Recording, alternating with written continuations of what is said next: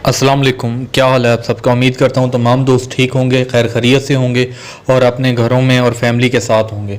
अल्लाह ताला हम सबको इस वबाई अमराज से महफूज फरमाए और ये जो कोरोना आया हुआ है इस टाइम अल्लाह ताला इससे हम सबको महफूज फरमाए।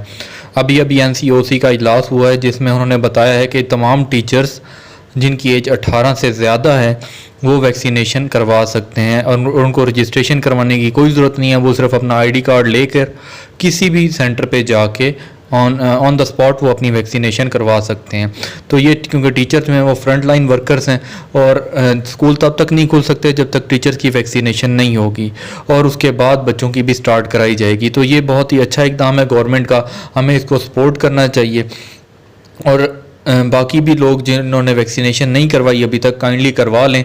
और इस तरह की जो फजूल किस्म की बातें छेड़ी जा रही हैं कि जी जिन लोगों ने वैक्सीनेशन करवा दी है वो 2 हफ्ते के अंदर अंदर 2 साल के अंदर अंदर वो मर जाएंगे, तो ऐसी बातों पे कान ना धरें।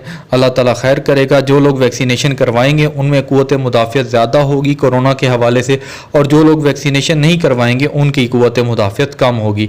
तो बेहतर यह है कि आप लोग वैक्सीनेशन करवाएं, हमारा भी ये मशवरा है। और जो टीचर्स हैं चूँकि उनकी अब ऑन द स्पॉट वो बगैर किसी रजिस्ट्रेशन के जाके वैक्सीनेशन करवा सकते हैं, तो उनके लिए एक बहुत ही नादर मौका है। और बजाय इसके कि प्राइवेट में बाद में आपको पैसे भरने पड़ें, तो बेहतर यह है कि आप ऑन द स्पॉट फ्री में वैक्सीनेशन करवा लें।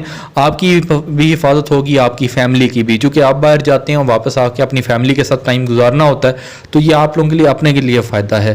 तो बहुत बहुत शुक्रिया मेरी वीडियो देखने के लिए। अगर आपको वीडियो अच्छी लगी हो तो चैनल को सब्सक्राइब करें और मज़ीद अच्छी वीडियोज़ और न्यूज़ के लिए मेरे चैनल को सब्सक्राइब कर लें ताकि आने वाली नई वीडियोज़ आपको मिलती रहें। बहुत बहुत शुक्रिया। अल्लाह।